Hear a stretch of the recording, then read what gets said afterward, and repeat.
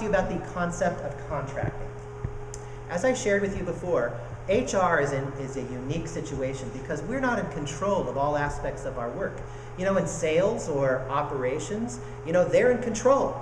If I'm in sales, I have a quota and I'm responsible for doing these things, and at the end of the day, I'm responsible. In HR, we share the burden. We are facilitators. As I told you before, we're not in charge of hiring talent. We facilitate the hiring process as an expert consultant. So HR doesn't have control. If we're consultants and not customer service, we have to focus on not taking an order with people, but by contracting with people. Certain people are going to do certain things. Contracting involves defining the roles, responsibilities, and outcomes in advance. That's really important, okay? And finally, project management. This idea of project management, that's the new skill for our profession right now. And if anybody's ever been involved in project management, this is what we do in recruiting.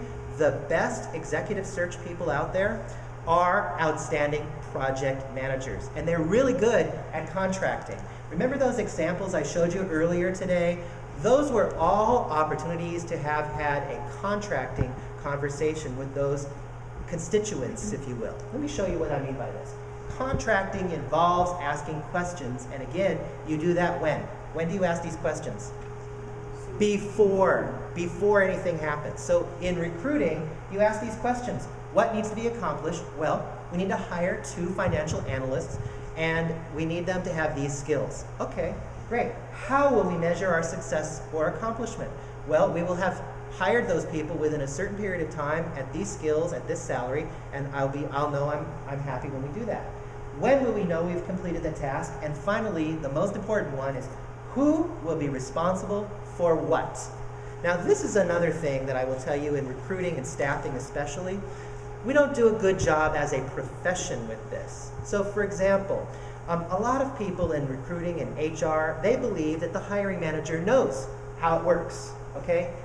Our hiring managers especially, they also believe they know how it works. They believe, many of them, and your company, I know, because I've seen them all, they say these things.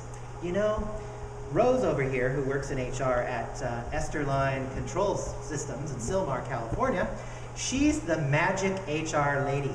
When I need to hire somebody, I just go and tell her that I need to fill this job with all these things, and she opens up her magic database of all of these candidates because we have huge amounts of unemployment here in Los Angeles County alone, over 12%. So Rose has got to have at least 500 people sitting there waiting, pre-qualified, that want to work for Esterline Control Systems in Sylmar, California.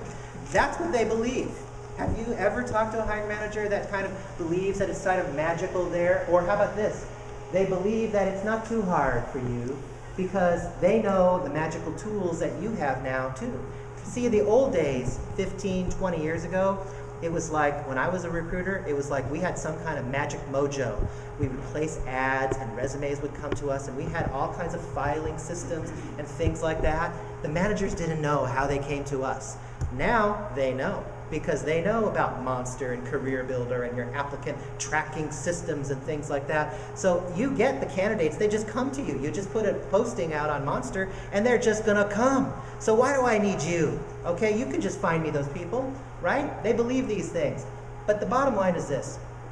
Recruiting is a project, and we have to contract with people. So I'm going to be responsible for certain things. I'm going to design the job posting. I'm going to go ahead and put together a really good posting that's going to attract great people. I'm going to put it out there on those various job boards, and maybe I'm going to do something else. I'm going to do some employee referral program. I'm going to go out and try to identify some people who already might have been employed before but aren't anymore, get some referrals from our vendors. I might make a few calls. I might do some job events and things like that. I do all these things. Once I do that, I'm going to assess the candidates for certain qualifications that you, the hiring manager, are going to help me to determine what they are. And then after that, what am I going to do? Well, then I'm going to forward those resumes and candidates to you, and then you are going to be responsible for responding back to me and telling me why this candidate is not good and this one is. And you're going to do that within 24 hours so that I can help us fill that job together faster. All right? And then, by the way, what about the interviewing? Who's going to do that? Who's going to be on the interview team? How are we going to do it? Are we going to make them do a pre-employment test? Are we going to make them go through a panel interview? Who's going to be on the panel? How many people are going to be in the interview process? Are you going to have Susie, John, and Lisa do that too? Are they prepared? Do they know what the job is? Do they know what they're going to interview for? What's my role in that? Am I going to schedule the candidates, or is your assistant? Are you going to schedule the candidates? Who's going to make the offer? Is it going to be you, or is it going to be me?